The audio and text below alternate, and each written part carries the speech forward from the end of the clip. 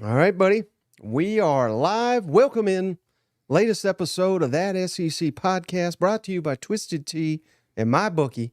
I'm your host, Mike Bratton. I go by SEC Mike on Twitter. And I'm joined as always by my cousin Shane, who goes by Big Orange Vols on Twitter. What's up, you old Tennessee homer? Hey, buddy, what's going on? Oh, man, what a great weekend of SEC football. I mean, they just keep topping each other. You know what? We're still waiting for that giant upset. We almost got it down there. Not almost, but can't even say that without Georgia fans getting mad. But that was a hell of a game. Alabama crushing as usual. But those morning games, Arkansas, Florida, Ole Miss, A&M, back and forth. Gosh, Shane. And the only thing better, I think, is next week. So we'll get to that. But how you doing, brother? Yeah, dude, I'm doing great, man. Obviously, there's a lot of upset folks out there. I get it, but there's a lot of happy folks too. And we knew that coming into this weekend, brother, that there was going to be some upset, potentially pissed off fan bases. And buddy, I've been hearing from them all day long. And there's others on cloud nine, got a clear path to the SEC championship. Nothing could go wrong. So we'll see how it plays out the rest of the season. But I'm telling you, I'm with you. And I told you this last week, Mike, that those big games, the ones that we're going to start the show with, may not be the best games we watch. And that's what I loved about it. It was from noon to midnight. It was just good football, round and round. It was fantastic. And to top it off, Mike, we got a number 2 bourbon bet. Here, look here. This is from the boys from YouTube, Beyond Bourbon. Sent us some RD1 Kentucky straight bourbon whiskey, finished with a French oak. See, the guy without the glasses, he doesn't do French oak. This guy. So I thought maybe we could open that up and have a couple of shots of it, Mike. Yeah, we got another one, and I said, well, we opened the last one.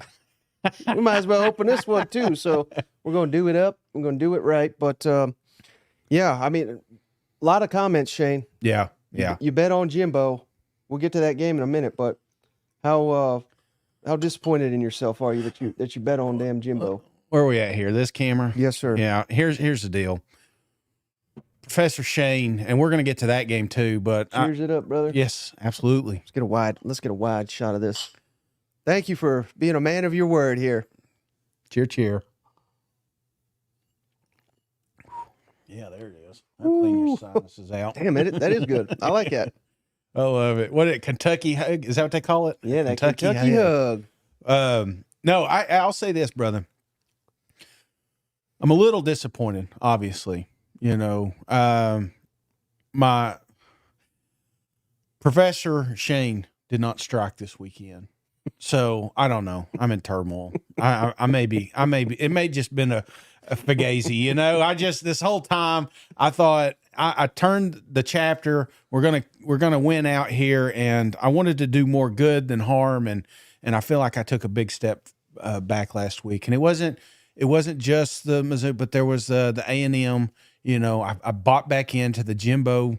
Yep. Said, you know what? He's right. This is the best 5-3 team in the whole damn country, and there's no reason that the streak should continue on the road. But of course, naturally, they disappointed yet again. So, and we're going to get to all the games, but those were some of the ones that really stood out to me as the disappointment, because I did feel like the Aggies could pull off an upset here. I'm excited about Arkansas.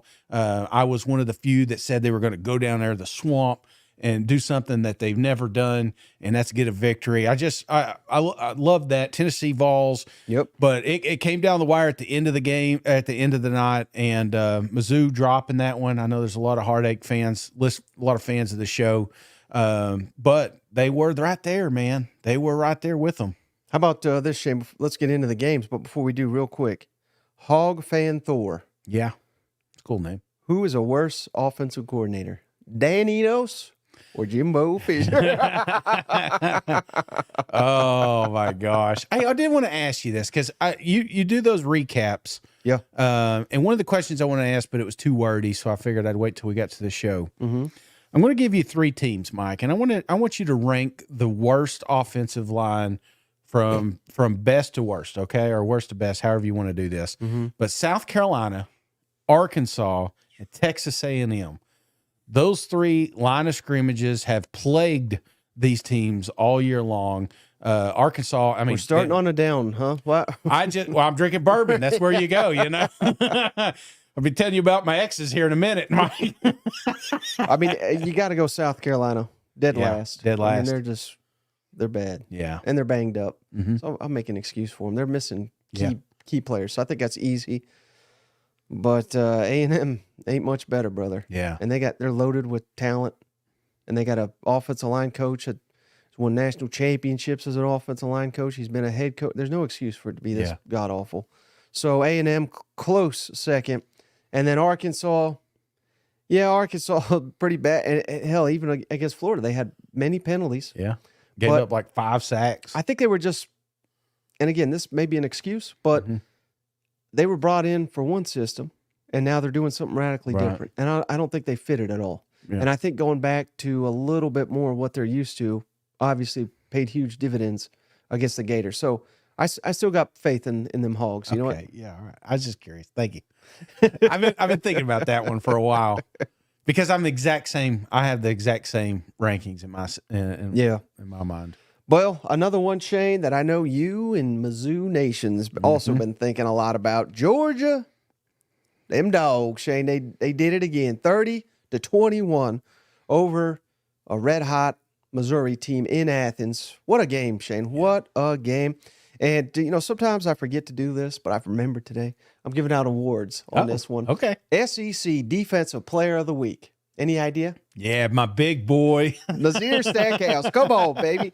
No, how often you get a nose tackle, nose guard, interception, 40-yard return? Yeah. He's probably never run 40 yards in his life in a meaningful game. So credit to him. That was, one play doesn't define a game, but that was the one that broke Missouri. Yeah. So I'm giving it to him. But main takeaway from this game, Shane, and I probably had at least 50 people saying, Mizzou, why are you guys talking Mizzou? Mizzou sucks. They're about to lose all these games. They ain't played nobody. Right. They ain't played nobody about 30 times. I mean, my God, Shane, not that they're world beaters, but they held their own against one of the best teams in the country. And one of the dumbest damn things with these polls is like Missouri was 12. Yeah. They go to number 2, number 1 in a lot of people's minds, and they hold their own, and it's a 1-score game. Let's drop Missouri in the like. What the hell are we doing here? Yeah. I bet you take number 7. I don't even know who that is right now. You take number 7, you put them in Athens. Yeah, it's probably not a 1-score game. Right. I think Mizzou is a legitimate top 10 team. I think they move up in the polls after this show, and they were that good. But the better team won. Yeah, and the team with more depth, and they were playing at home. And for a lot of that game, Shane, it was basically back shoulder incredible plays was about all they had, and they made a couple of them. So credit Missouri for that. But Georgia's just too good. Carson Beck, red hot again, 254 passing yards, 2 touchdowns. Ladd McConkey, 7 catches, 95 yards. I don't want to say. I was surprised, Shane. Missouri D-line and their defensive front got after Carson Beck. And we even had Rusty on the show saying not enough people talking about this Georgia offensive line. I thought Missouri's front had a better day than Georgia's offensive line. So, again, I'm nitpicking here. Yeah. I'm not saying that's going to cost Georgia down the line or anything, but just surprised that Missouri played that well, even in a loss. What's your thoughts? Well, I'm glad you worded it that way because a lot of people they're doubting Georgia. You know what I'm saying? Like, after this game, the big takeaway I see on social media is Georgia's humanized. And like that old Arnold Schwarzenegger says, was it Predator? If it bleeds, it can die. So there's half the fan bases are thinking that, but I'm thinking that Georgia just won a huge game because Mizzou, they didn't play trickery. It wasn't like some of these games that you see kind of hang in there. It's they just kind of go against the grain and try different things to throw Georgia Bulldogs or a team like the Bulldogs off. They came in there and said, hey, we're going to hand this ball off to Schrader. we're going to get, our receivers opportunities, and we're going to get after the quarterback. And that's what they did. And like you said, I thought coming into this that Georgia Bulldogs had the best offensive line, and I'm still convinced that they do in the SEC. But by God, Mizzou's defense brought the A game, and I think they put out a blueprint now on how you can kind of chip away at the Bulldogs. And I think it's important too, because Kirby also now has tape and something he can work on.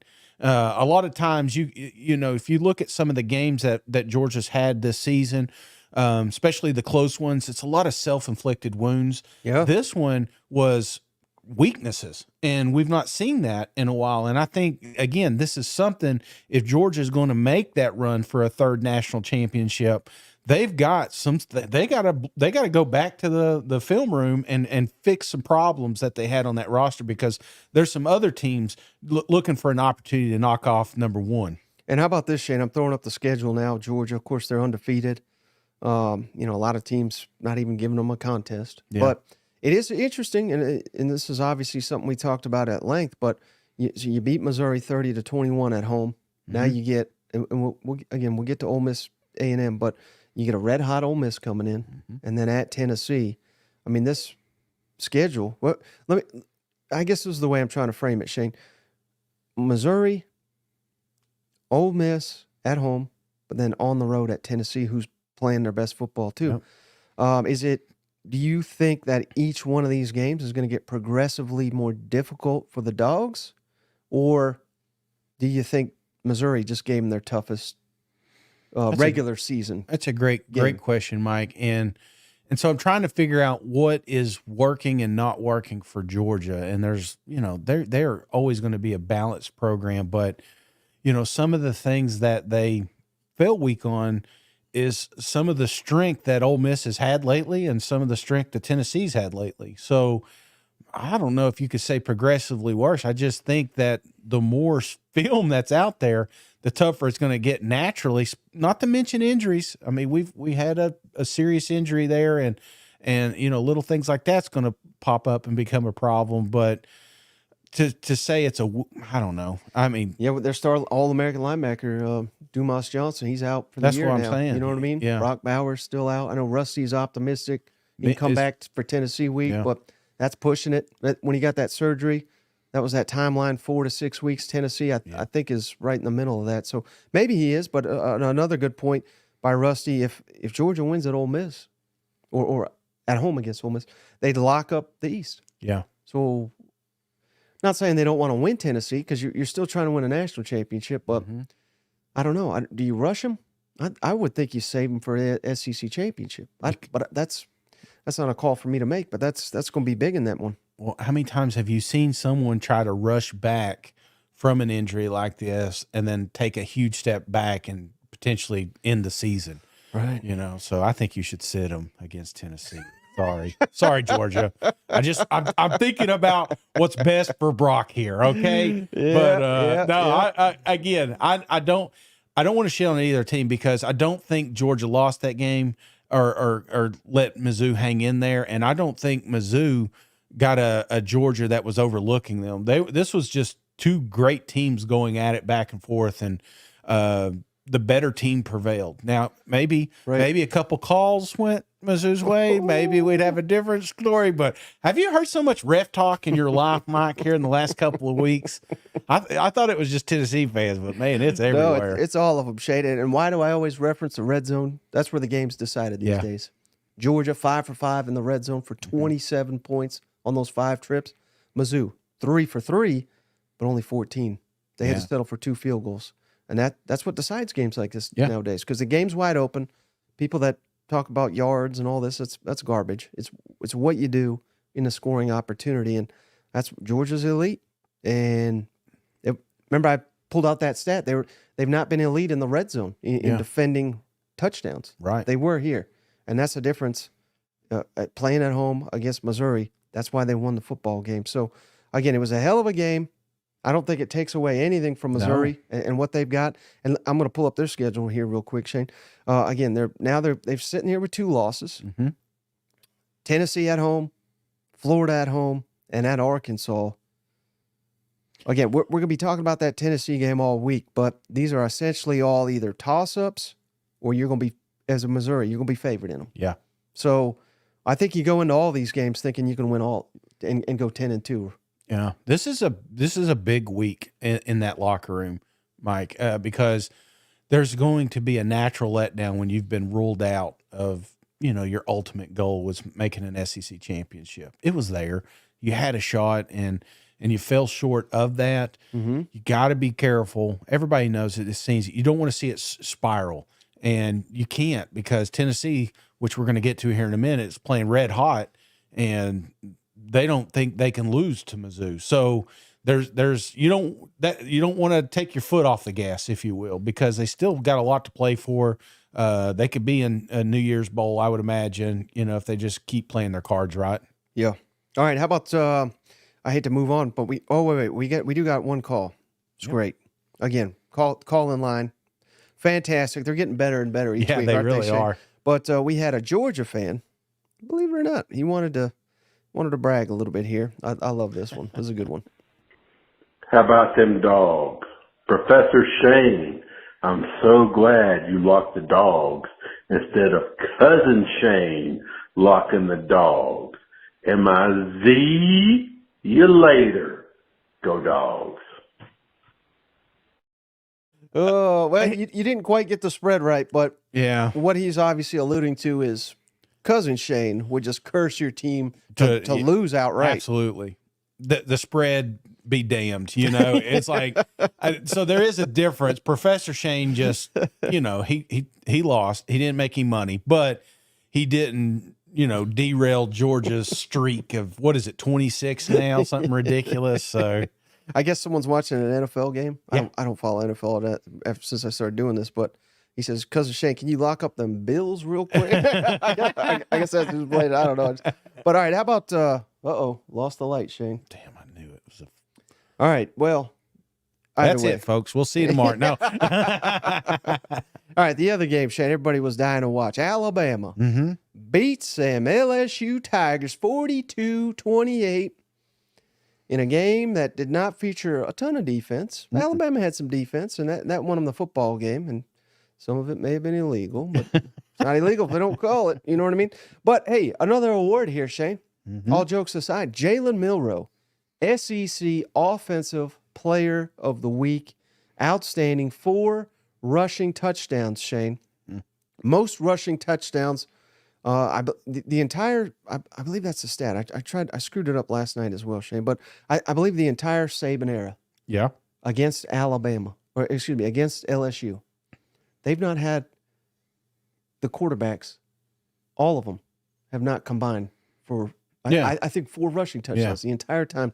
Jalen Milroe got that himself Saturday. I mean, my God, he was like Johnny Manziel, That's what it reminded me of, just schoolyard, just get the hell out of his way because he's coming. And LSU had no answer. And, I texted you during this game and I said, by God, LSU's about to get blown out. Yeah. Now, LSU did make a little run there, and I was like, thank God I didn't tweet that. But they got blown out anyway. You know what I mean? So this was just 2 teams on completely different. Here's the main. This is what this game boiled down to, Shane, and this was a simplistic way to look at it all week. But you got LSU, I think, had the best unit of anybody in the game, their offense. Right. They also, by a wide margin, had the worst. Yes. And it was their defense. And you just can't compete at a championship level, at this incredible level, at night in Tuscaloosa with a defense that is this god-awful. That's so true. And they I don't know, they got 2 stops in the game, I believe, and they needed about 20 to slow down Jalen Milroe. I mean, they had no hope.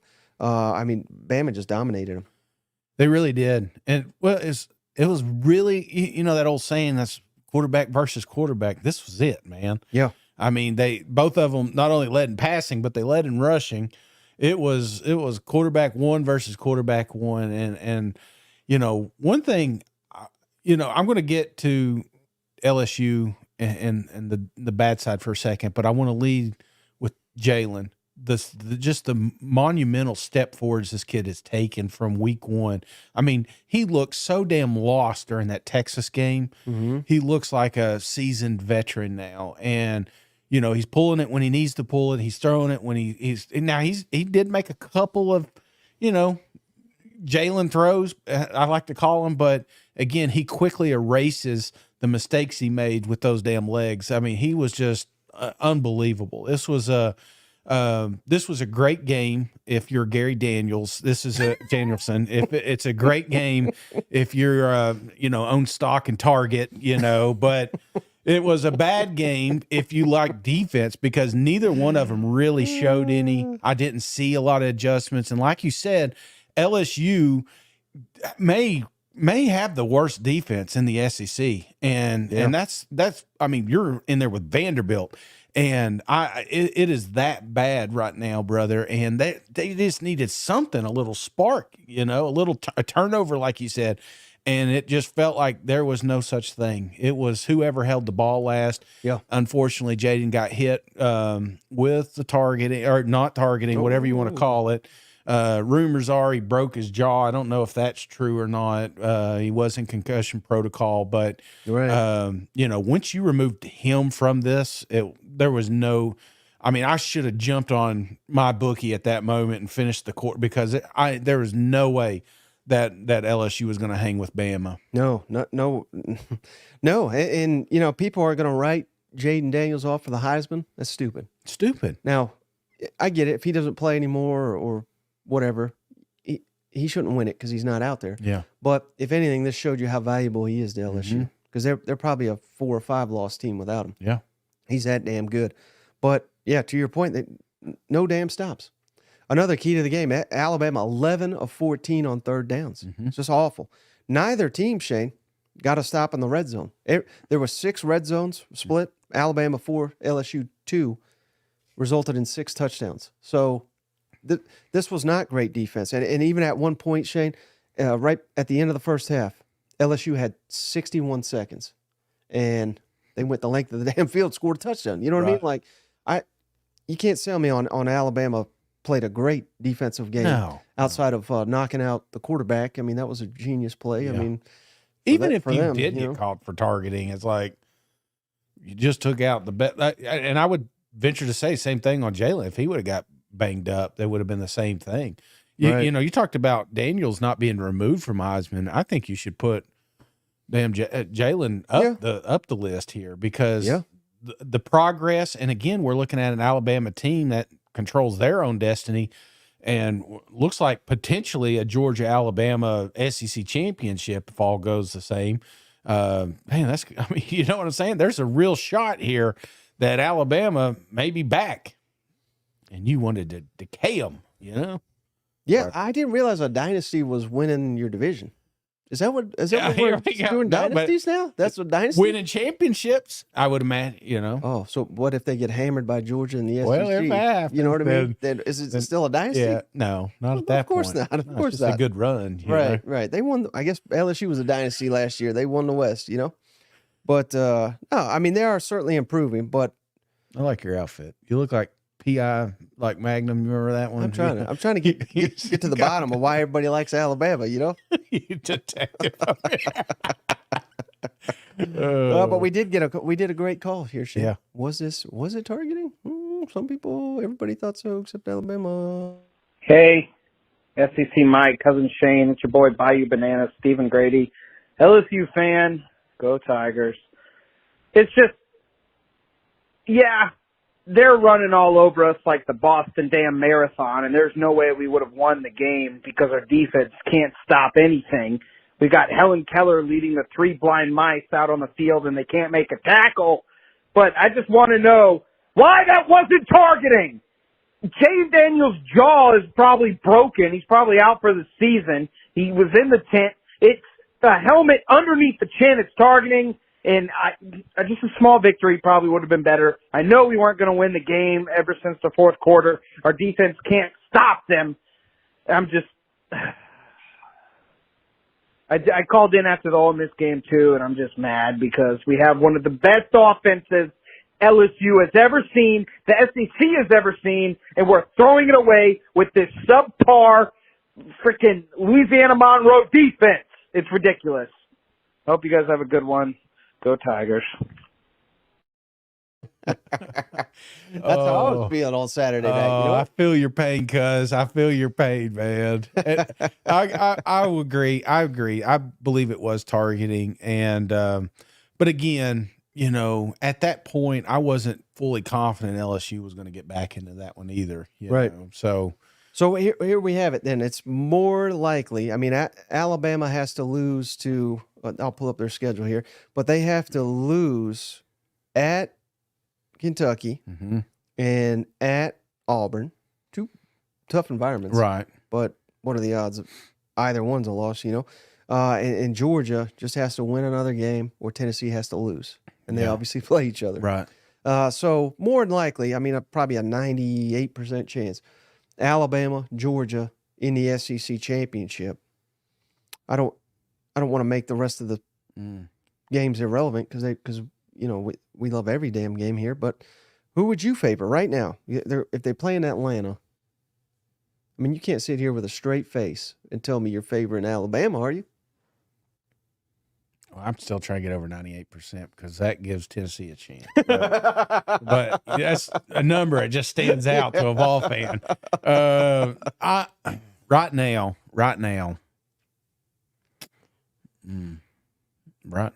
that's so good, Mike. I still got to go Georgia Bulldogs. Yeah, of course. But not by a wide margin. Not as wide as you just, of course, sounded over there, you know. I by this point in the season, we may have Brock back. You know, there's some pieces that are coming in. Mims going, and I'll amend it. I'll amend my statement, Shane. I said Georgia by 20. Yeah. Alabama's much better. Yeah. Jalen Milroe, you're right. He deserves to be in discussion for the Heisman. I don't know if he'll win it, but he deserves to be on the short list I agree. of candidates, given what he's accomplished. Georgia wins that game by 17. Oh, man, I can hear Bill tapping now. Anything else on this game? I mean, No. Now, you know, and now LSU sudden, I don't know. We don't know Jane Daniels, his status. Yeah. But we'll talk about it. This Florida game. Now, I mean, hell, I give Florida a fighting shot. If no Jane Daniels, Texas A&M. Maybe Jimbo saves his damn job again by beating LSU with no Jaden Daniels. Yeah. Who knows? But it's tough. And I also think whenever you lose a big game like this, you know, your hopes were on the line. You're trying to win the West. That's done. Yeah. You're out of everything. How will this team respond? That's a big challenge for Brian Kelly this week. I really do think.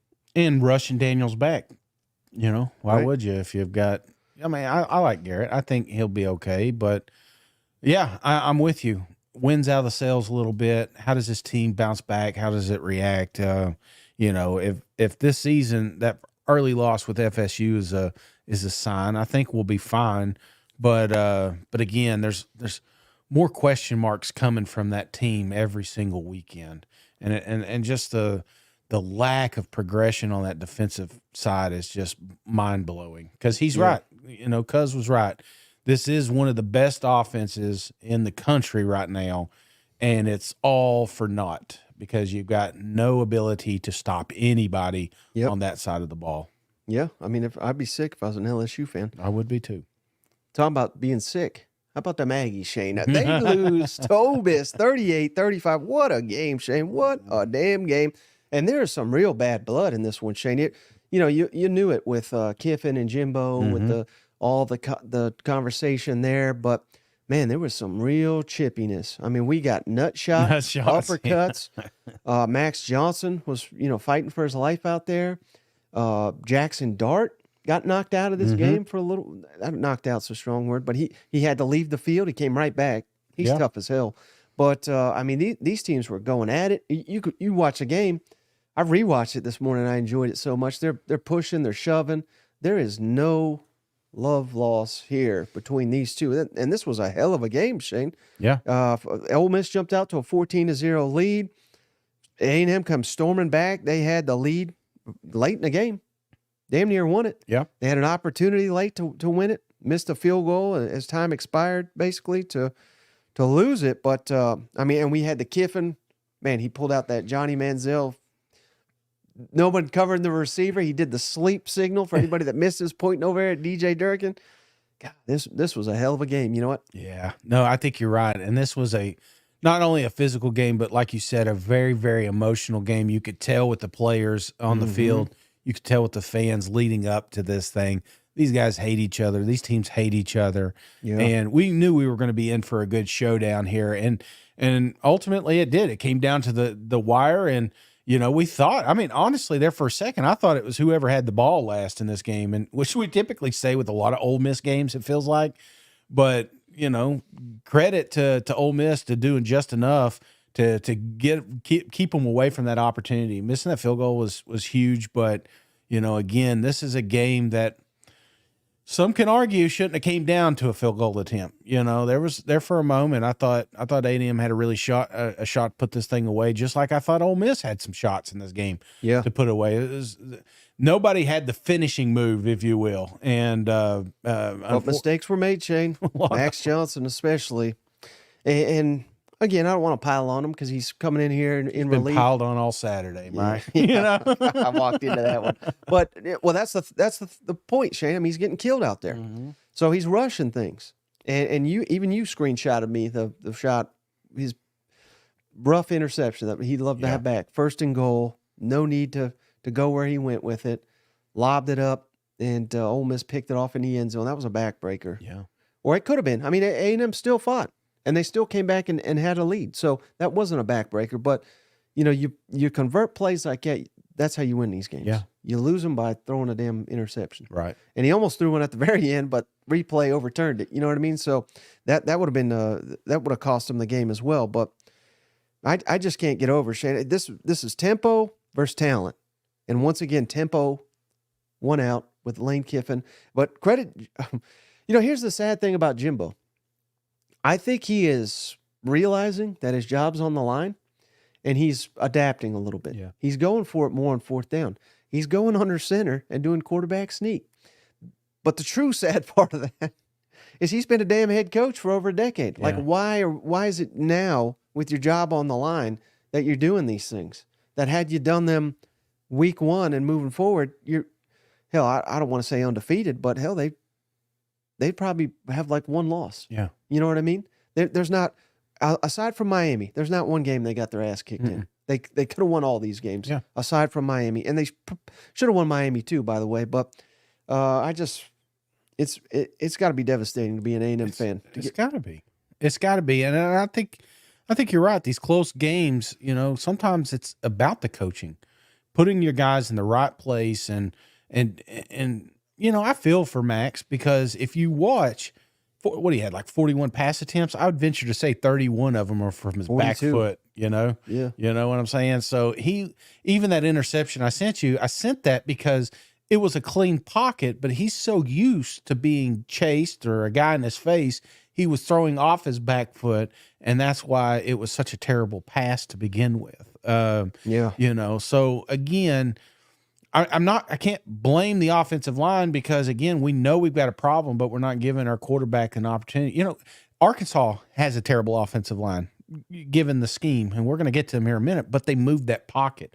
They're like, hey, how can we help our quarterback here? Well, let's move him outside, and it just feels like Texas A&M just trying to put that square peg in a round hole because that's the Jimbo way. And I'm not just piling on Jimbo. There was a lot of other mistakes in this game, but this is a streak that should not exist. This away, Jim. How many games is this now? It's a year and a half or something like that. He's not won a game on the road. That's embarrassing. Yeah. When you got a team that since 2021. Oh my God, Mike. You know what I'm saying? Yeah. And then we're going to come out here and we're going to make more excuses for this team. I'm not doing it anymore. Nobody's doing it anymore, and nobody should do it because they got a good program here, but they're clearly just going to keep sucking until they fix something. So, best collected talent, as Lane Kiffin kept saying. Best 5-3. Best 5-4 team now in the country ever. And I'm going to say this. Where's this? Put me back over here, Mike. I'm going to tell you right now. The parent cam has got to go out the damn window, Mike. I don't give a shit that Brad Johnson is in the stands. I could care less. There's 100 kids out there that don't have their parents got a video. If you're not going to do it for all the players, don't do it for one. We get it. His dad played football. Shay, can you tell me what sport his mom played? I'm not even going to acknowledge every broadcast. I know. And they're high-fiving. Who gives a shit, you know? It drives me. Let's show Anaya Smith's family. Anybody.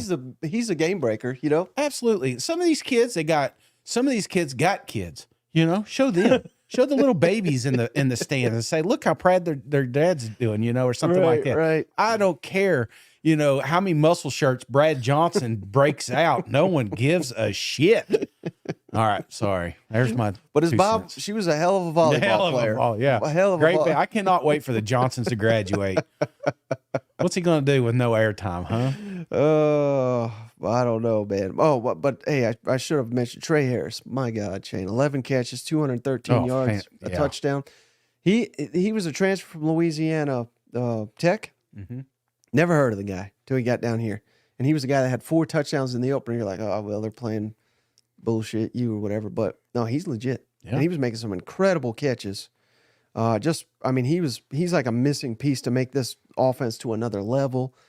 Just what a game. Jackson Dart, 387 yards, 2 touchdowns, no interceptions. Like I said, he got knocked out, and then 3 plays later, scored a touchdown. They finally got, now that Judkins is on a roll, he's the key to the whole thing because he's so damn good. Buddy, I'm telling you, people think I'm crazy. Well, I kind of am. But people think I'm crazy, Shane. I think they can take down the Dogs in Athens. Now, here's where they screwed me on that prediction. Yeah. I don't know if you saw this. The SEC's come out. And they gave the kickoff times for next week. They were waiting. So we got Mizzou hosting Tennessee. That's going to be the CBS game. And that's because that's because Florida lost and LSU lost. So they're kicking that to SEC Network at night. And Georgia's been on CBS so many times, they only have one more left. And it was either Ole Miss at Georgia, which probably should have been the selection. It's a hell of a game. But it's going to be a night game now. Yeah. ESPN, good luck to Ole Miss going into Athens at night. They rarely get a night game. So they're going to be even more electric in Georgia. So that's going to kill Ole Miss. So we're going to have Carey 2 weeks in a row. So Georgia, Tennessee, they have already announced 2 weeks ahead of time, CBS. So they were saving that last CBS for Georgia, Tennessee. But we can't get him out of here. That screws Ole Miss is who it screws because they're going to go to Athens at night. Yeah, absolutely. I totally agree with you here.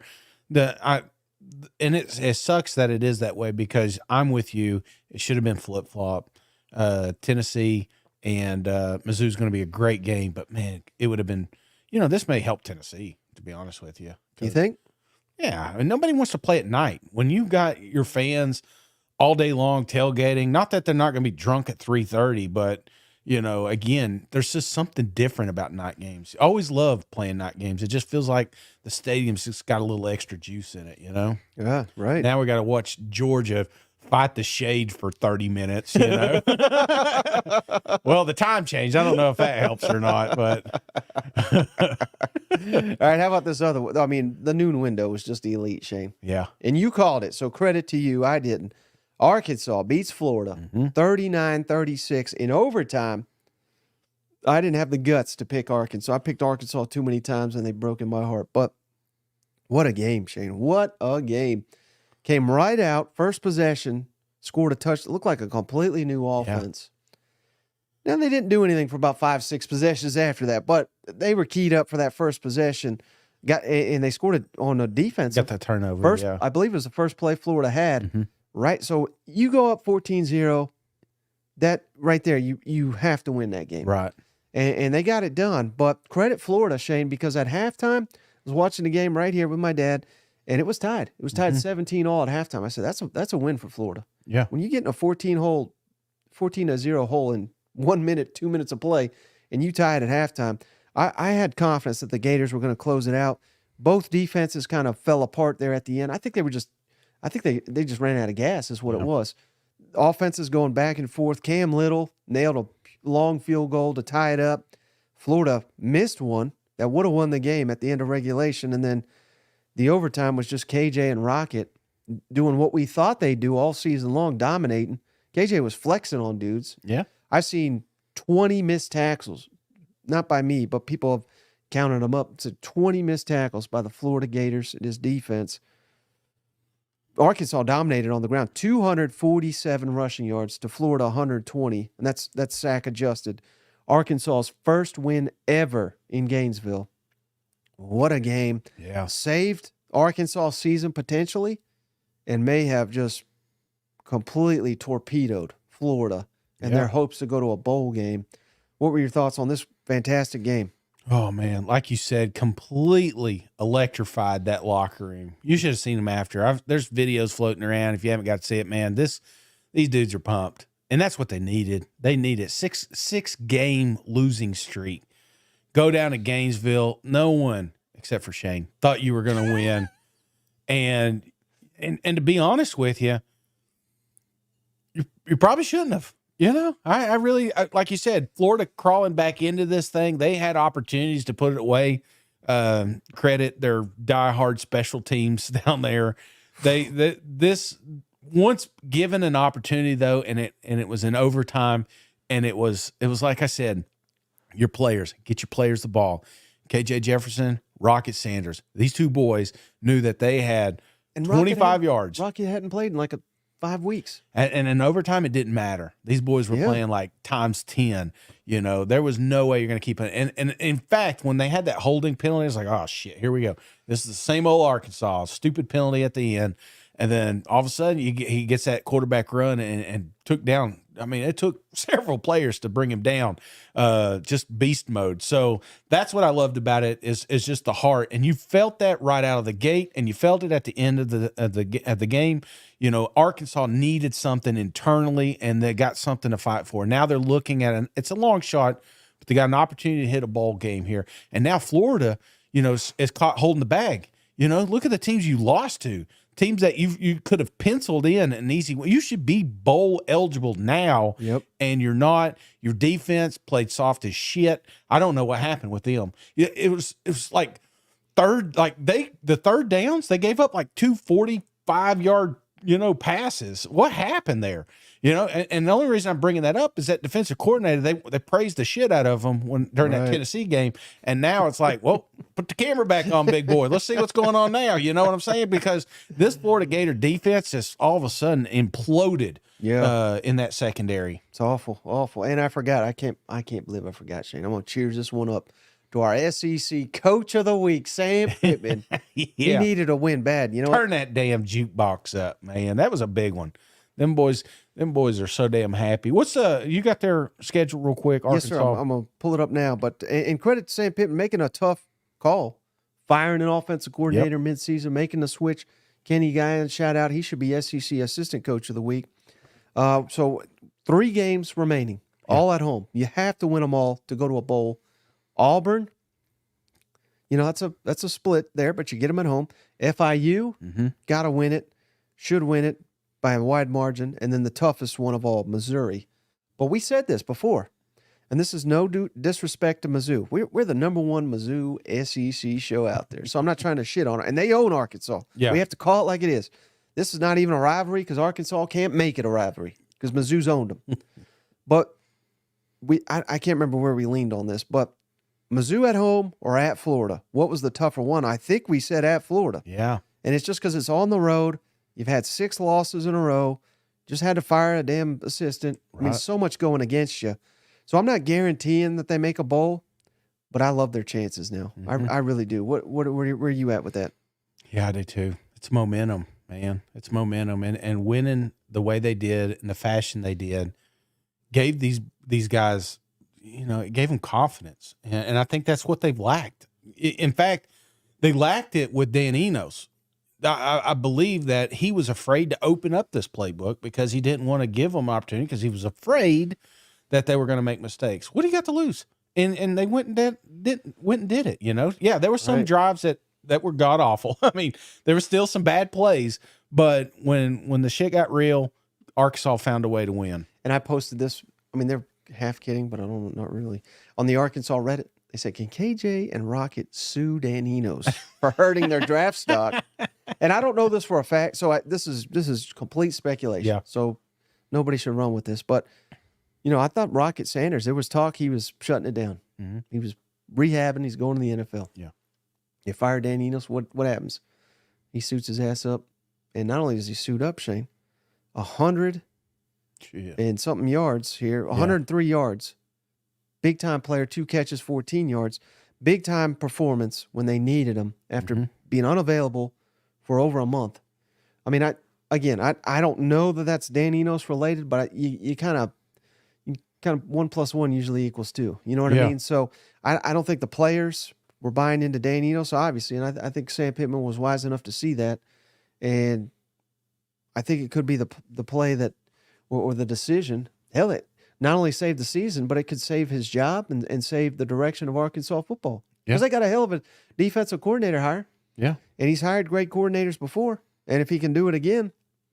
That's it. Arkansas, Sam proves that he can win with less, but he's got to have some help. And bad coordinator hire is going to get him fired, So it's that easy.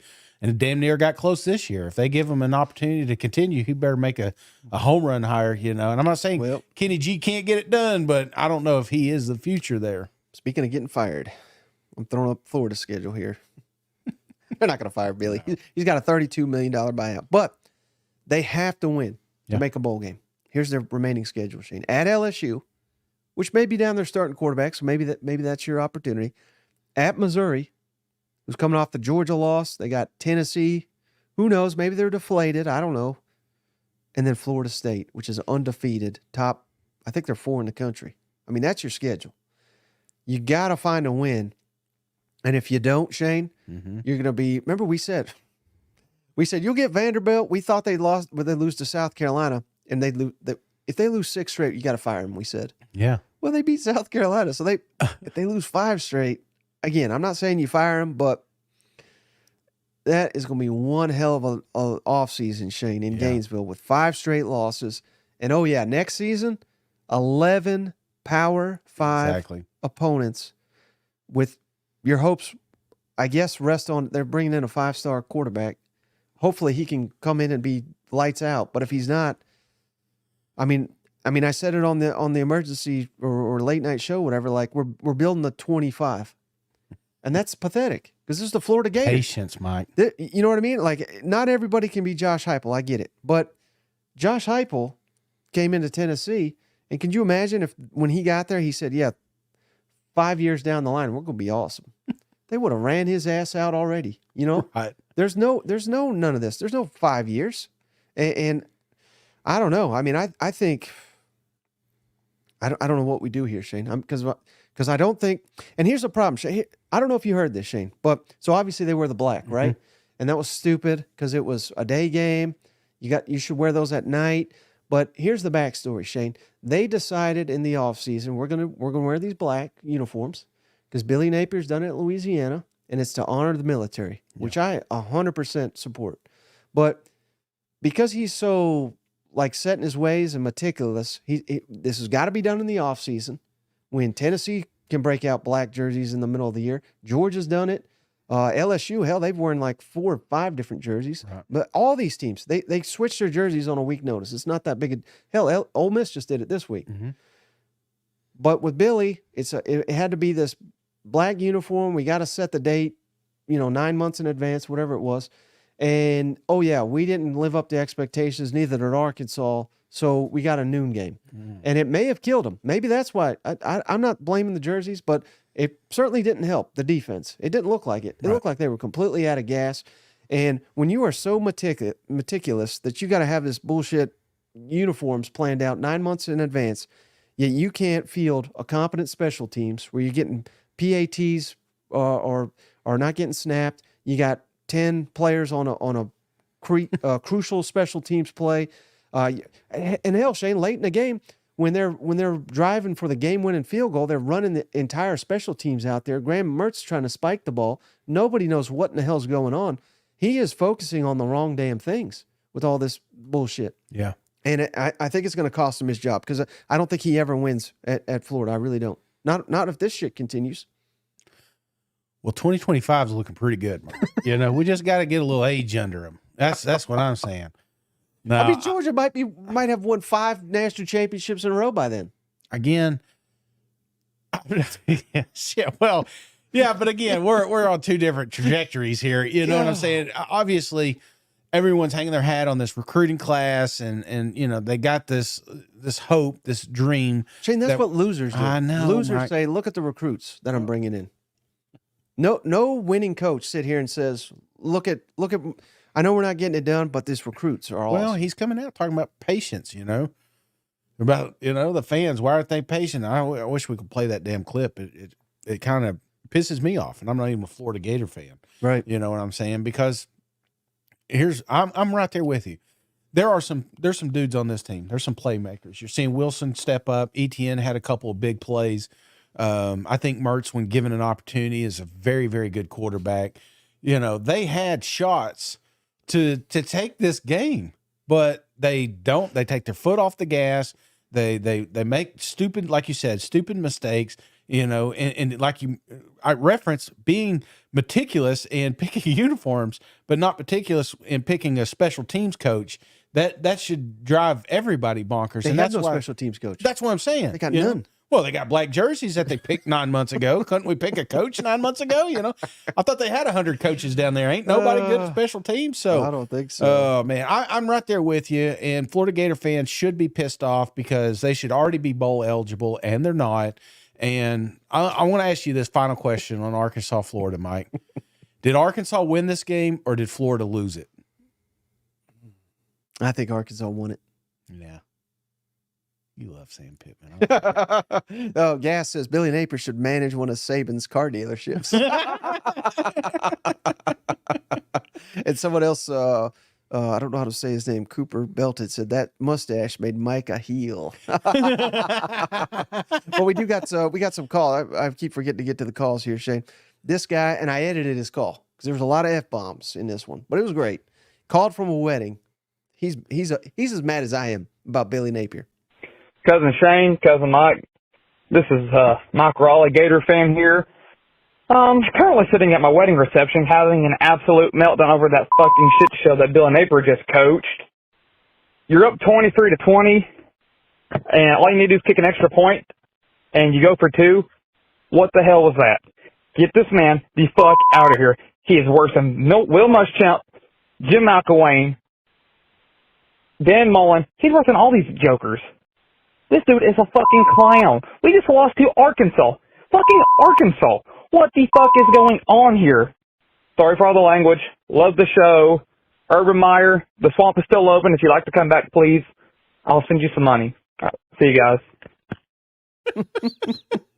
That was a good one. I mean, he was fired up. Nice job with the beeps there. Oh, man. Not as meticulous as Billy, are you, on the beeps? No. From a wedding reception, I feel it. I feel the pain.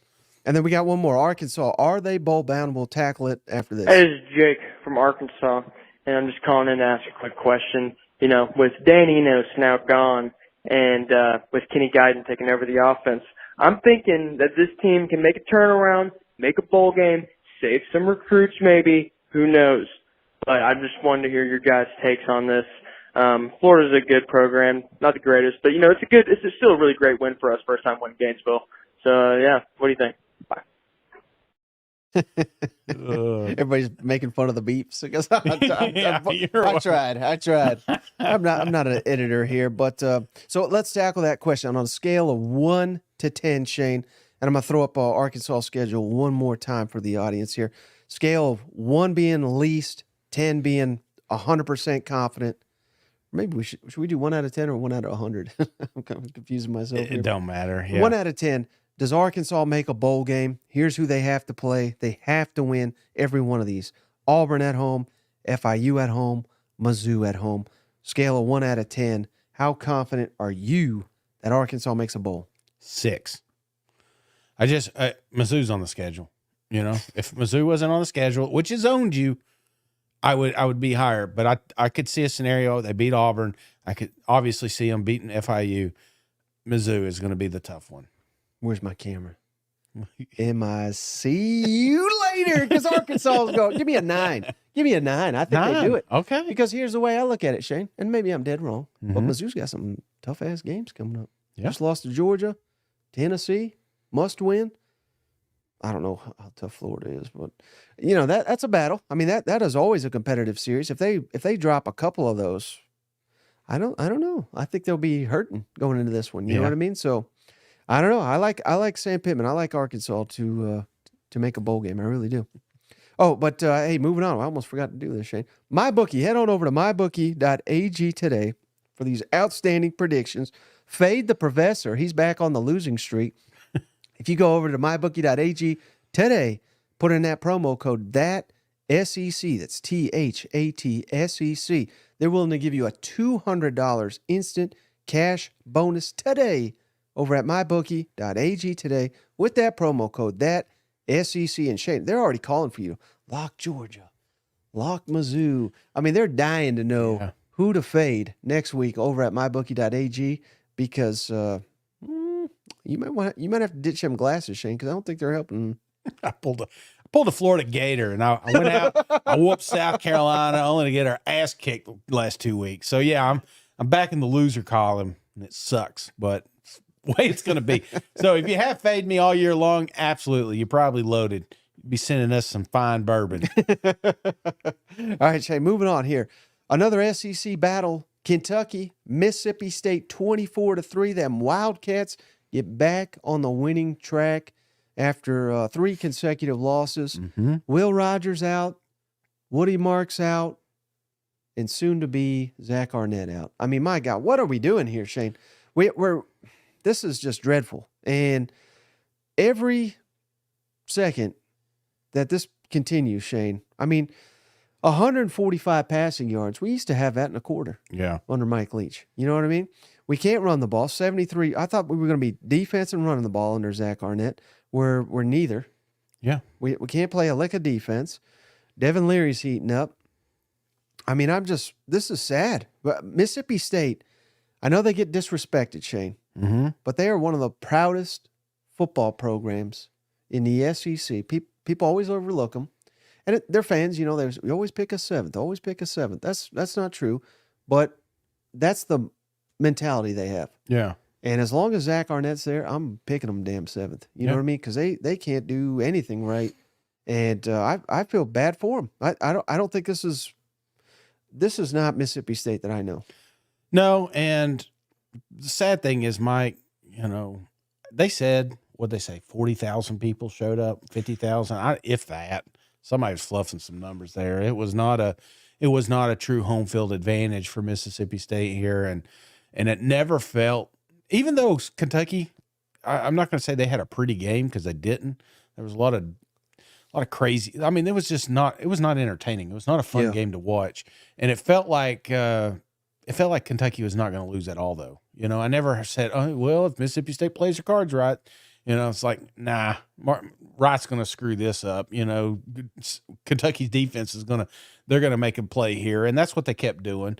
I think it was big for the Wildcats defense to step up and smother Mississippi State, because that's exactly what they did. Yeah. Let a couple plays go, but all in all, they pretty much contained anything that Arnett wanted to do. But I will say that if you're looking for silver lining for State, I felt like there's still some progression on the defense side of the ball, but unfortunately they can't score, Right. So. And to that, Shane, Mississippi State had 12 drives. Half of them, 6, were 3 and outs. Yeah. And that does not include one drive, was 1 play, 1 interception. Now, they did have one 20-play drive. 20 plays, 88 yards. 12 minutes. 12 minutes. They didn't even score a touch. They scored a field goal. I mean, this is just sad, man. This is Vanderbilt-esque. You know what I mean? And I mean that in the harshest terms. Because this,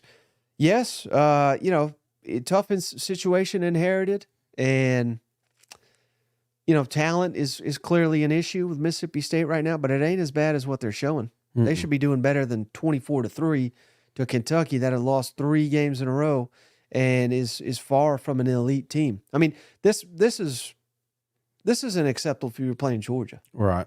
To go 24-3 or Alabama. But this is I don't know. I mean, this is awful. And it's not fun. It's not fun. I feel so bad for fans because, it's one thing to be a bad program, but if you could at least move the ball, get some points. I'd rather my defense suck and my offense do something, Right. You're coming from the Mike Raid or, Mike Leach style offense to this. I mean, you're talking, that's like, you know what I'm saying? It's like going on the interstate. You ever been on one of them roller coasters and it goes like 100 miles an hour, and then all of a sudden it catches that chain, And Yep. it feels like this season you're on that chain and it's a long road. There's nothing fun coming from Mississippi State. There's nothing bright in the future.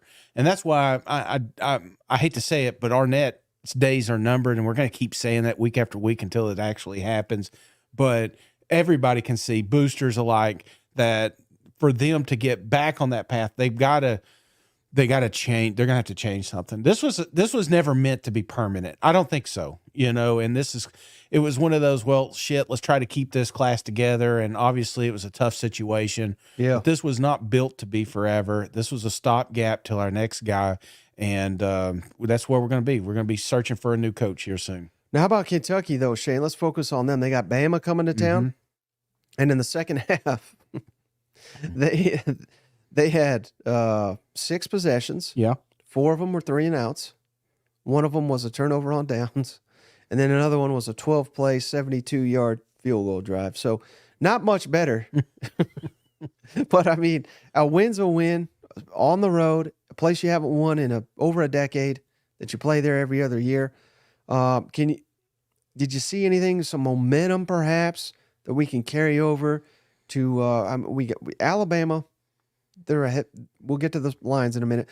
At South Carolina, at Louisville, there are some winnable games here. Yeah, and there's an opportunity to get some momentum.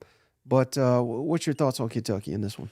Well, I mean, this was this was an emotional game for Stoops anyway, because again, what was the streak, like nine games or something like that at home? The home team has won 7, I think. 7. I mean, it was up there, and Yeah. again, a lot of losses going down there. So this was, you think about all that, you carry that baggage with you when you go into a game like this, and I think he thought exactly as the fans thought.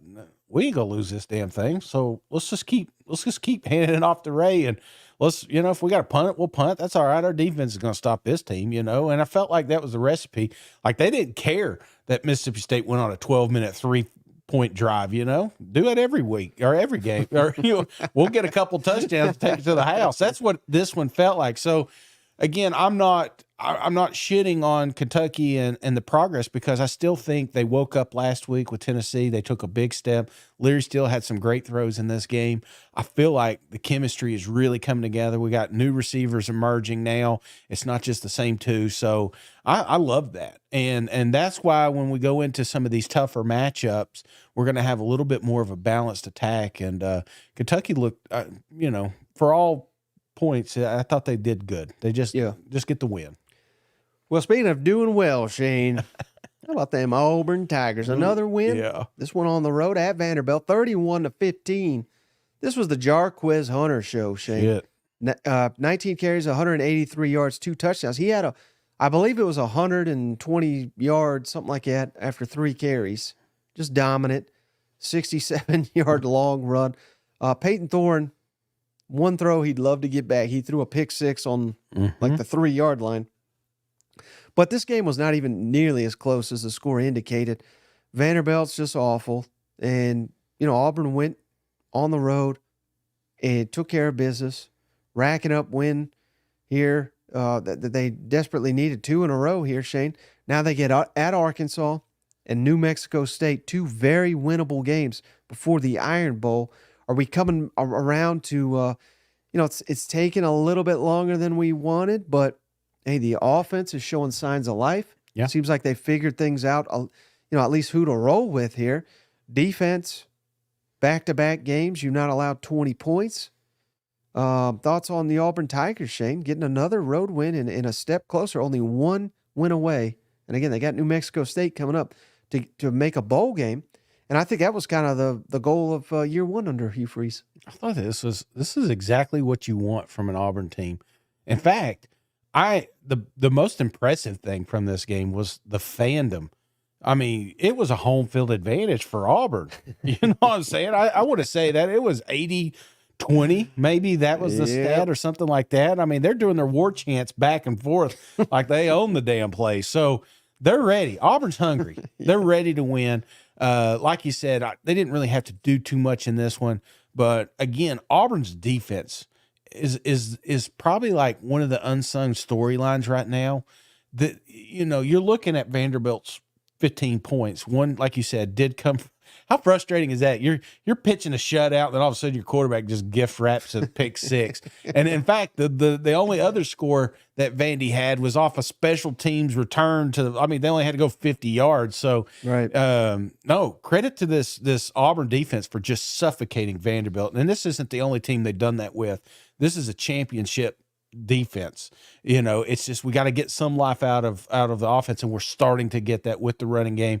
Peyton Thorne is starting to come around, make some great plays, some bad plays, but again, all in all, we just need some sparks. We need some flash plays to get some points on the board, and that's exactly what they did this week. And to your point, Shane, the first 9 drives for Vanderbilt, 6 3-and-outs. I mean, they were suffocating them, like you said. And I know we just talked up Arkansas. Let's backtrack for a minute. Let's say that Auburn beats Arkansas in Fayetteville. And let's say they beat New Mexico. Surely they beat New Mexico State. So they'd be going on a 4-game winning streak into the Iron Bowl. If they could do that, playing the Iron Bowl at home, can they beat Bama? Absolutely. The Iron Bowl. Crazy things happen. Iron Bowl, Egg Bowl, games like that, you got to throw all the stats out. It does not matter. Throw the rosters out. You know, we said that last year. Hell, they went up there and, you know, almost, I mean, they put it to Bama. So it's going to happen. There's been crazier things happening in Jordan-Hare. So, yeah, you can definitely not roll out the Iron Bowl. But don't put the cart in front of the horse. It's the small steps that Auburn is taking here late in the season is why we're even considering an upset alert here, you know. So just keep doing what you're doing. And I think bright days are ahead for Auburn fans. Yep. Speaking of bright days, Shane, that's what it is. It was Neyland Stadium all Saturday. Tennessee 59, UConn 3. Man, what a blowout this was. Second play of the game, 82-yard touchdown by Jalen Wright. Your face just lit up as I said that. There was an 80-yard touchdown, 82-yard for Squirrel White. Ramel Keaton, the most wide open play I may have ever seen in my life, 60-yard touchdown. Joe Milton, perfect pass. Ramel Keaton, perfect catch. Oh, my God. Yeah. Like, this is what we've been waiting for.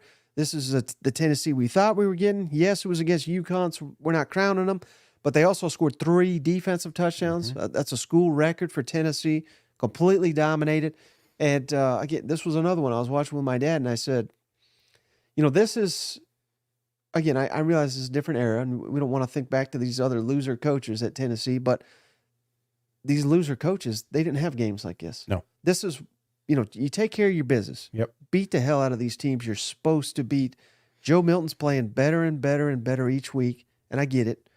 Again, we're not crowning him over what he did for UConn, but he did against at Bama, at Kentucky, and now he's backed that up with UConn, and they have to go right back on the road to Missouri. Yeah. So this, as a Tennessee man, this has got to give all Vol Nation confidence. Not saying that he's going to dominate Missouri, but it has to give you confidence that he can excel on the road because he's done it 2 out of the last 3 weeks and just had a hell of a performance here against UConn. What was your takeaways from this one? Yeah, I think you used the key word there, confidence. Joe's getting it. And a confident Joe is a confident Tennessee Volunteer offense. And, you know, when you're able to throw down the field like he's doing now, look how much it opens up that running. I say that week after week, but that's Tennessee Formula 101. If one's not working, the other one's not going to work as well either. And Joe in his confidence, because how many times you hold your breath when you see a wide open Ramel Keaton, I was like, holy shit, don't overthrow it. I mean, you know what I'm saying? Don't drop it. These thoughts are going around in your head because week 2, that's probably what would have happened. Right. We would have overthrown or something, made the stupid mistakes that we're making. No, Joe's taken that. He's taken a massive step forward here the last couple of weeks, and that's what gives the Vol fans so much confidence going into these games and starting to say, hey, we can beat Mizzou. Hey, we can give Georgia a run for their money, you know, because of the way they're playing right now. But again, don't want to have a parade for UConn, you know, which we all hate anyway. So I was glad they lost. But I will say this on the defensive side, another thing that drove Vol fans nuts at the start of the season was lack of adjustments. And early in this game, they were getting diced up, and we're like, holy shit, our secondary is garbage, you know? But then all of a sudden, light switch, started having pick sixes, and it was over. So again, adjustments. We got to see a little bit of that on the defense side, and I think that was big as well. So yeah, all in all, this was clearly not a ball game. It's a fun game if you got to get out there, I would imagine. But this was a big win, big confidence boost for Joe Milton. Yeah, 8 possessions for Tennessee's offense. They scored on 6 of them. Yeah. That's what efficiency. Absolutely. And then, of course, obviously, defense scoring 21 points doesn't hurt. Back to back to back, you know. But I do have to ask you, Shane. Uh-huh. So we even got a call about this. We'll get to the call in just a second. But Nico, I mean, Vol fans dying to see That's Nico. right. He did get to play. He played 2 possessions, then they took his ass out. They've not really been able to play him at all this year. Very confusing. And we got a caller, Steve, I think his name is, from Tennessee. Let's play and listen carefully, folks. You may recognize his voice. Yeah, this is Steve in East Tennessee, and I'm calling about the Nico comment.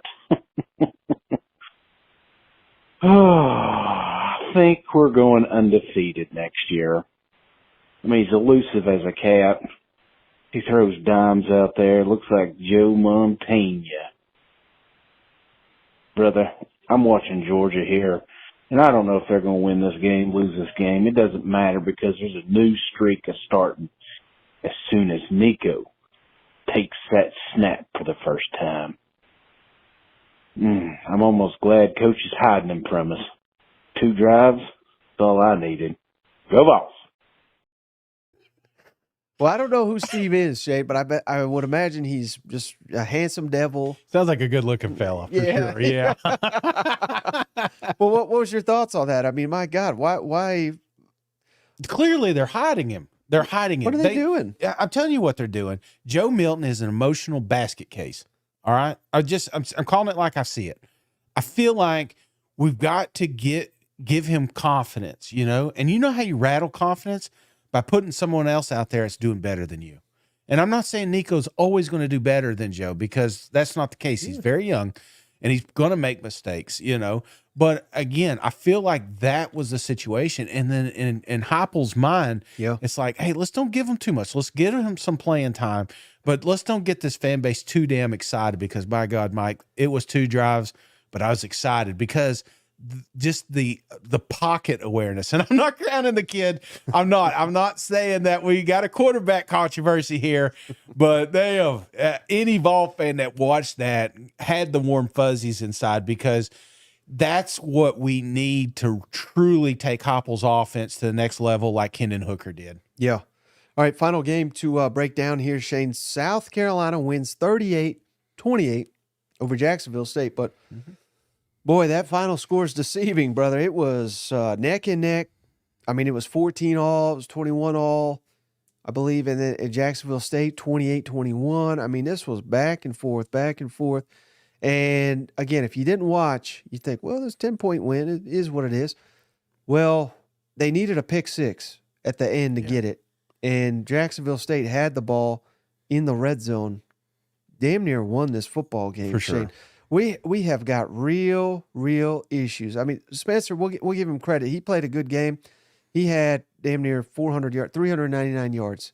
The offense was doing whatever they wanted. Xavier Legette, 9 catches, 217 yards, 2 touchdowns. This is what you're supposed to do against Jacksonville State. Now, the defense, this is not what they gave up 225 rushing yards to Jacksonville State. Man, I mean, I hate to say it. I'm going to throw up their schedule here, Shane. South Carolina, they have to win out as well. Vanderbilt at home, Kentucky at home, Clemson at home. They play as poorly on defense as they did here. I mean, they may only win one game. Yeah. And they got to win them all. So we've got to see improvement. Maybe it's kind of like Arkansas, where you snap at losing skid, you pick up some momentum. We got to hope so.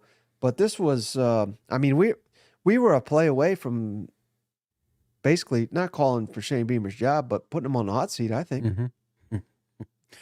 I'll tell you, man, it's got to be, again, it's got to be frustrating to be a Gamecock fan, South Carolina Gamecock fan. And because you're right, anybody that watched that game, they should have lost. They could have lost. They could have lost that game. And then, this would be leading the pack with what people are talking about. Not a lot of people are talking about it because they ended up winning by double digits, but they almost didn't. The guy made an amazing catch on like the 12, 13 yard line. Yeah. They had 1st and 10 to the goal, 2 minutes left. There was no stopping them. South Carolina defense has not done anything. So I'm not going to praise the defense because they had a pick 6 at the end. That was great. But, that was it. That was the game. And it shouldn't have came down to that because like you said, Spencer's having it's so frustrating. It drives me nuts because South Carolina has got a couple of pieces on that team that they've not had at that campus in a long time. A long time. Spencer Rattler, Leggett, Anderson coming up, and now these are dudes that are able to. They're game changers. But it's only a handful of ingredients, and you can't make the recipe because you're missing these ingredients. You know what I'm saying? And that's what it feels like South Carolina is that for every great player that we have, we got a balance over here that's terrible, and unfortunately, it's the offensive line and the defense as a whole. How about I tell you this, Shane? One team was 10 of 19 on third downs. That's solid. And one was 4 for 14. Which one you think is which? Well, you set me up, but you would think it would be South Carolina is the first.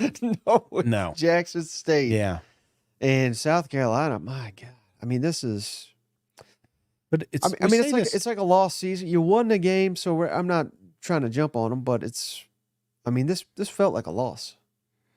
Well, they're dancing in the locker room, Well, and I don't take issue with that because a win's a win. You got to celebrate it, I guess. But fans aren't. There's some, but there's a lot that are out. There's less and less people wanting to go to the games anymore. And for everything, the way the season ended last year, going into this one, we knew they had a tough schedule. South Carolina always has a tough schedule, but it's the fashion that they're losing some of these games, and even the fashion they're winning some of these games. This isn't the first shitty team that nobody ever talks about that ever gave South Carolina a run for the money. That seems to be a norm over there in Columbia, is letting teams, inferior opponents, just kind of hang in there. And I asked you the same thing about Arkansas. I'll ask you about South Carolina. Again, we've got Vanderbilt, Kentucky, Clemson, all at home. Mm-hmm. Scale of 1 to 10. How likely is South Carolina to make a bowl game? 4.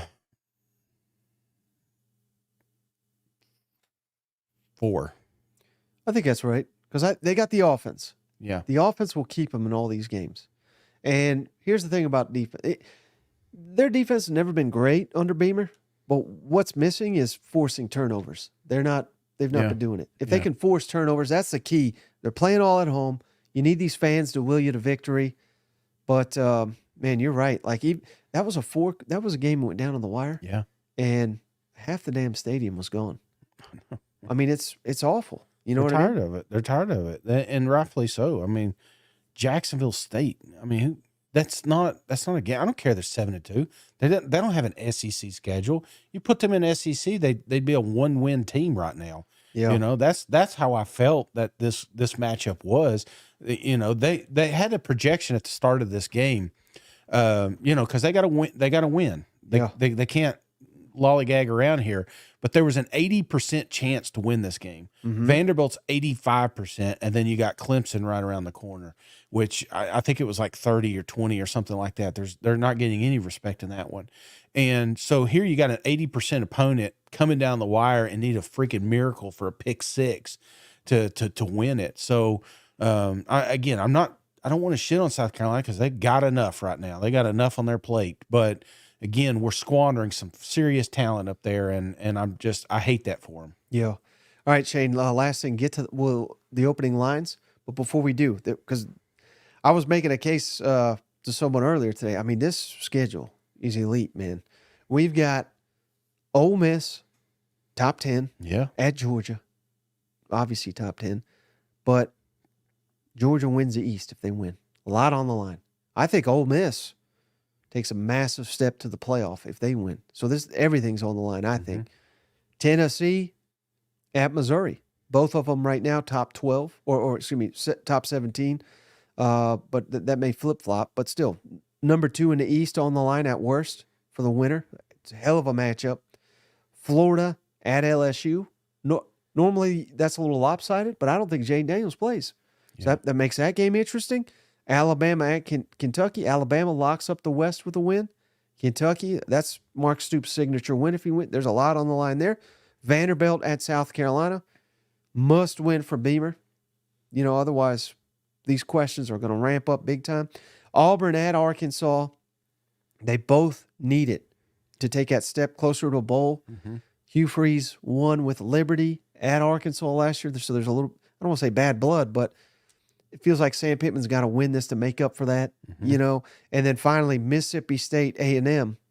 Not a great game, but I said the loser, they should fire their coach immediately, So it's, to me, that's like a coaching bowl right there or something. and hell, Mississippi State, for whatever reasons, had a hell of a lot of luck against A&M. So I'm not giving that to A&M either. Is it at A&M? It is. But Mississippi State won there the last time they played at A&M. So let's go down the opening lines, man. What do you got for? Let's go Mississippi State A&M. A&M 14. 17. Hey. God, what a terrible game. How about Florida at LSU? Florida at LSU. Now, this one could be interesting. I'll give this one could change, but I'm going to give LSU 11.5. It opened 12, but it's shifted to 14 LSU. So they still don't know Jane Daniels though. Right. So I think that really changes it. Obviously, if he plays, it's 20, right? Right. But if he doesn't, yeah, okay.